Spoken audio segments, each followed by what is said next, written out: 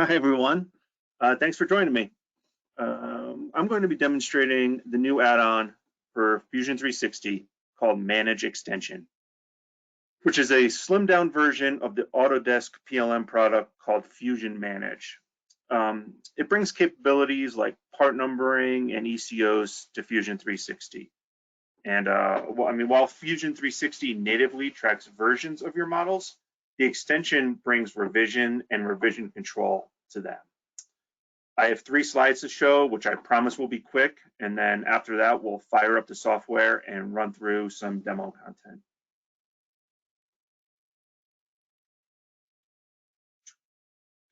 There we go. We'll start with introductions. As I said, my name is Jeremy, and I'm a mechanical engineer and solutions consultant here at IMAGINiT Technologies. My focus is PLM and system integrations.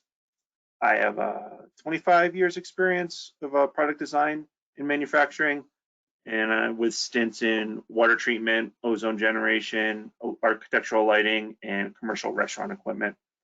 I've also spent some time in software making websites and programming.net and doing systems administration in AWS.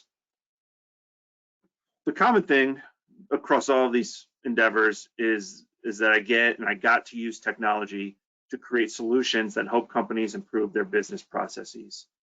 The Manage Extension add-on does exactly that. It provides additional business and engineering process functionality to the cloud-based design and manufacturing package. IMAGINiT Technologies is an Autodesk Platinum partner with 40-something locations and over 400 employees. I myself have been with the company for 2 years. And we focus on using technology to solve problems across a variety of industries, many of which you see here. And as you can see from the specializations, if you make, design, or build something, we can help. And then not only do we help institute these technologies, we also provide training on these software packages.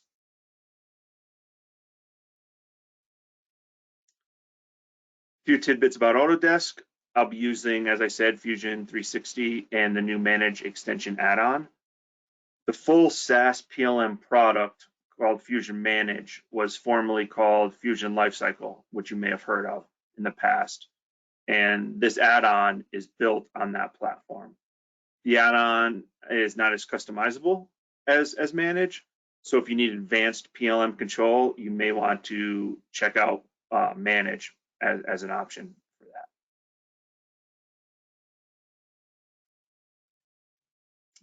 I'm gonna go back. That's the wrong slide. So now at this point, we'll jump into Fusion 360 and run through a demo, see some of the capabilities.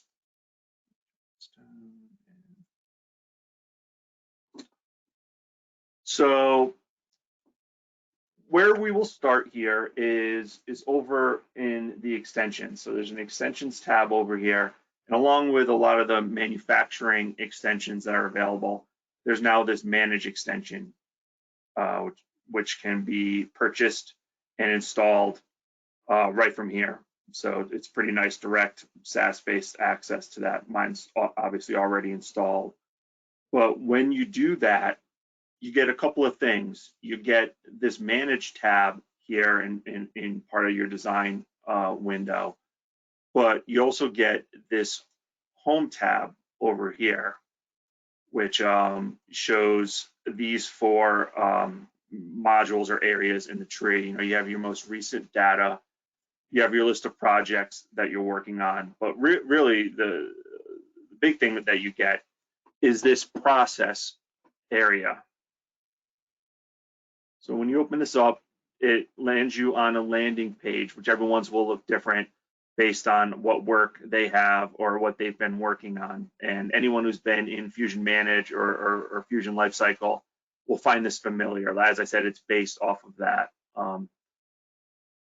And what you get in here is you get a couple of workspaces. You get an area for designs and for drawings, and you get an area for your change orders.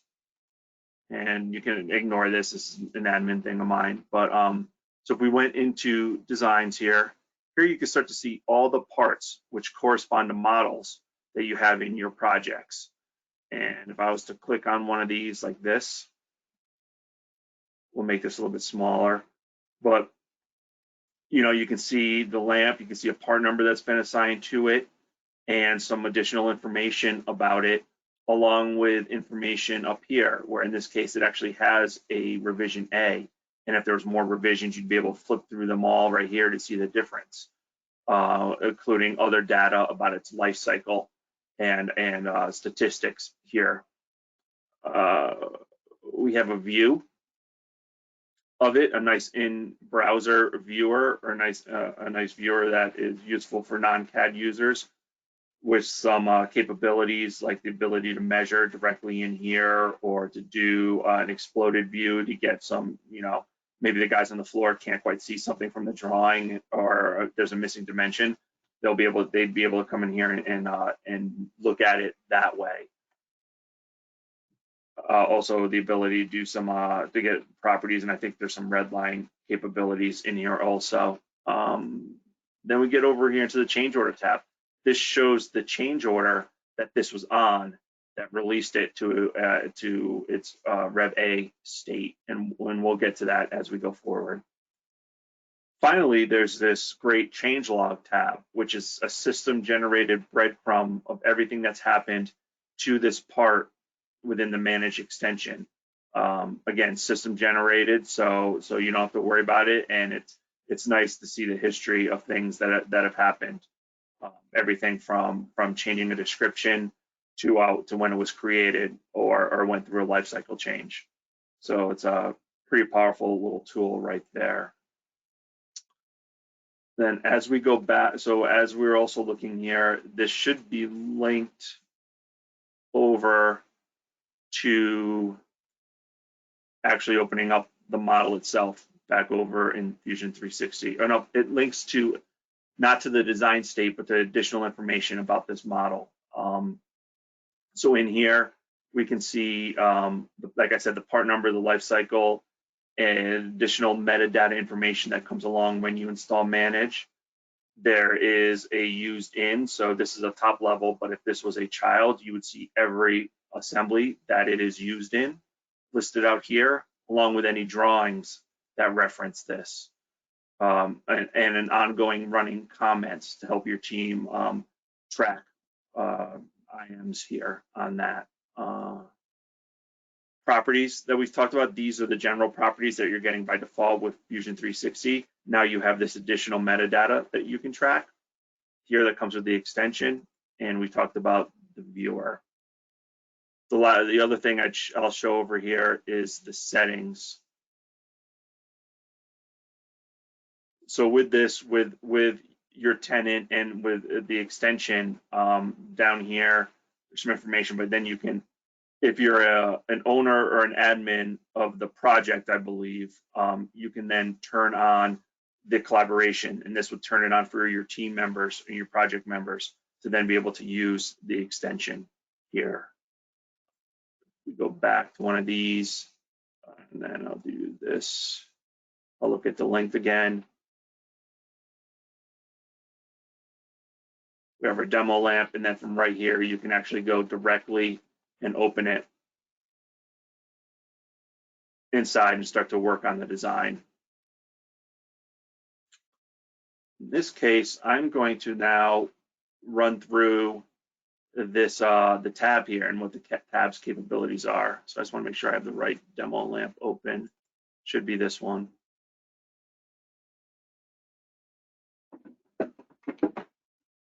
It's this one. So here we have this demo lamp, and I'll go back to the Manage tab, and you can see that you have these 3 buttons. Since the add-on's pretty new, there's not a lot of buttons here, but what these ones do, starting with the assign, I'll hover over it, is this is what assigns those part numbers that we saw.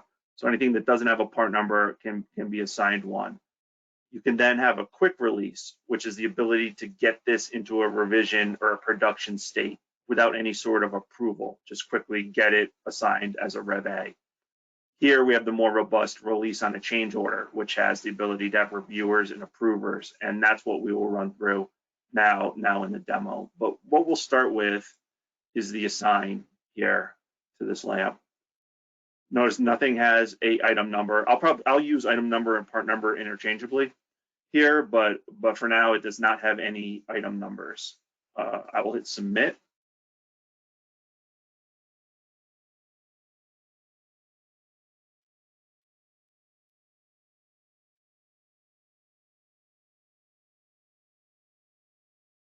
And as you can see, it has assigned an iterative number based on everything in the project.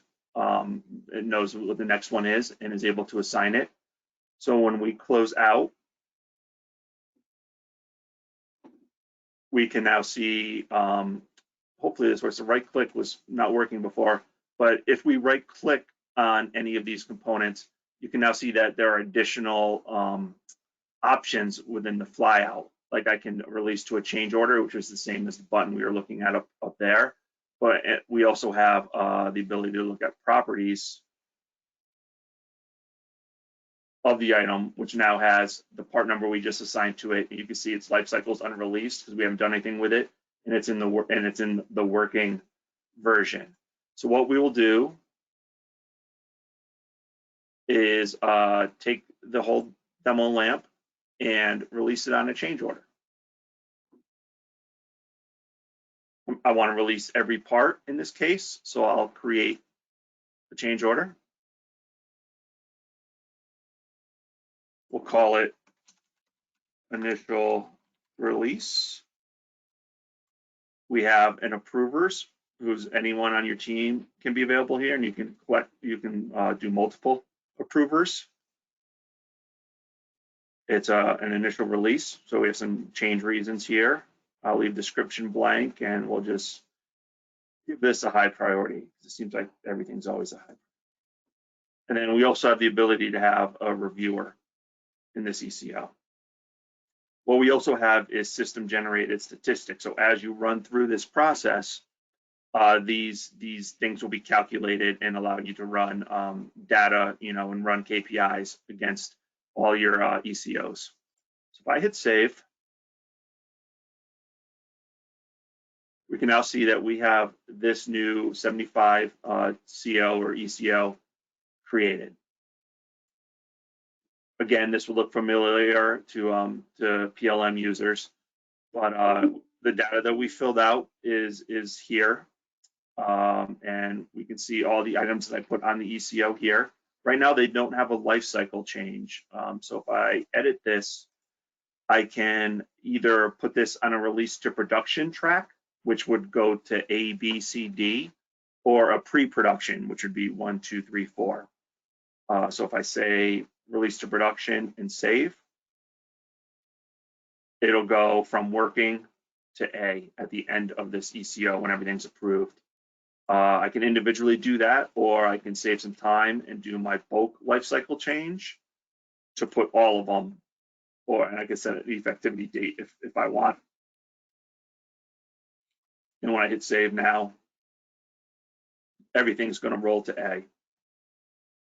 We have the ability to do some dispositions here also. So we can do some due dates as part of this to the engineers, or even add a material disposition to maybe perhaps let somebody know on the floor that they have to pull some inventory and do a rework or a scrap type disposition. This has its own change log, just like we saw on the item itself. This also has a change. And here's really the big portion of this is the approval workflow of what this ECO looks like in its options. You can see the black areas, the highlighted transitions that are available to me. They're the same as these workflow actions here. The workflow actions just let you do these things without being in this tab, but they're the same thing. You can either double click on the transition or pick your option here. And so in this case, I am going to fast track to review this ECO.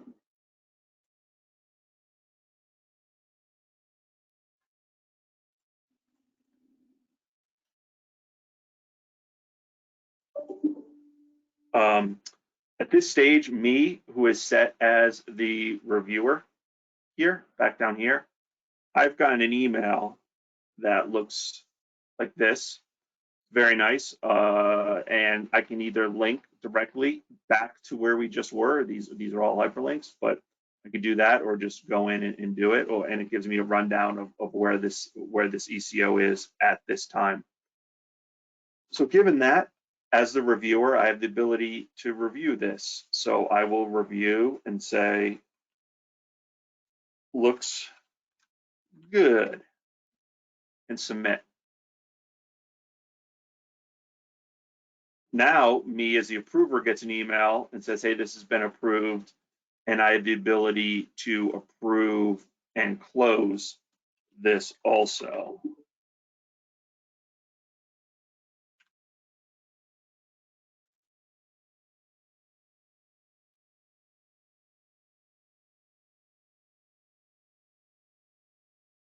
So what happened here is when this is that we're review, I jumped ahead a little bit. This lock is what that means is the whole ECO cannot be changed or edited. So you can't add items, you can't change the details or change things because people are reviewing it. And then once it's done, this gear is the exact moment when it hits that these affected items now roll to their revision A. So if I wanted to open up the shade right here, now you can see that there is a Rev A of this in a working version that we can flip through between and see the differences between them. All the information that we talked about is here on this tab. And if I go back to that change order and look at the approval workflow, we can see the workflow history of who approved and when and how they did and what they did at that time or if they had comments. So now if I go back to the lamp, here I should be able to go back and open this. Here's our lamp, and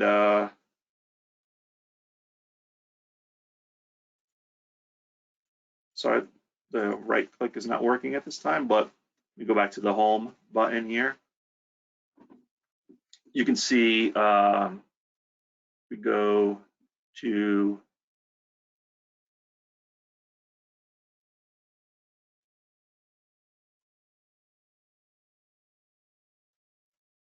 oh, sorry, I've already shown this, so don't need to show it again here. What I will show next though is similar functionality, and I'll be quick with this, but I'll show what we can do with drawings. So if I go to my projects, bear with me while I click around a little bit. I am not a Fusion 360 power user. Just give me a minute to get back to my home tab here.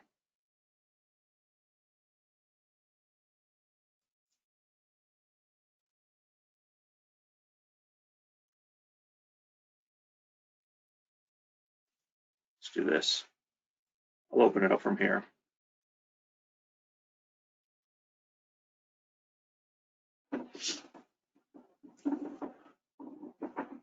Okay, so I have a drawing of this lamp we just made, and similarly,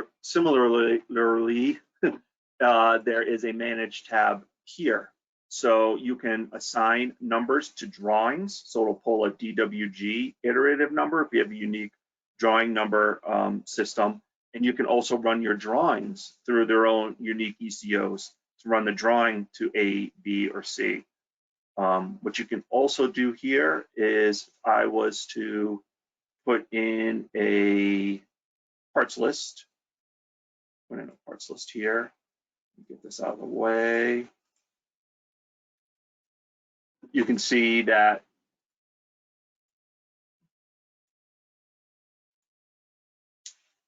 I don't know how to, there we go.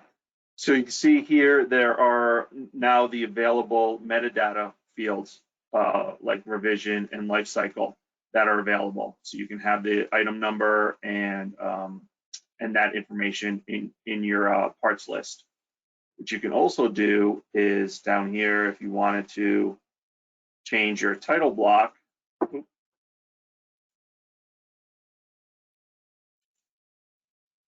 edit the title block, I can insert a attribute, which now can have the revision tied to the extension. So I can put in a revision and put that down here, finish my title block. And it's blank because I haven't run this drawing through an ECO to run to A, but when you do, this would then show A and be tied in to your extension and to your PLM portion there. I think the last thing I wanted to show is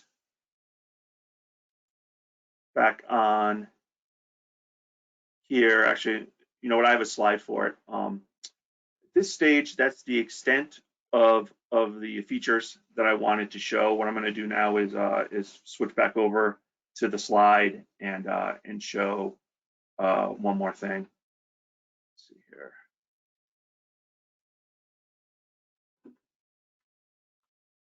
Back to this. Give me a minute.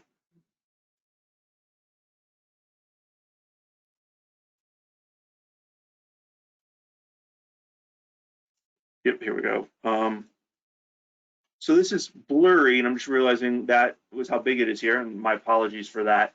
But what the goal was here to show is that in the tree, what this gives you is some icons here that can be useful when looking at things. So, you know, if there's a link, there's no part number has been assigned to it, the link symbol.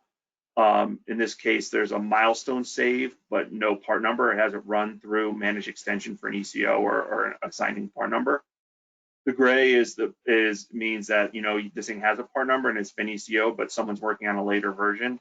And in this case, this would be you have the latest version in your assembly. That is it for the extension.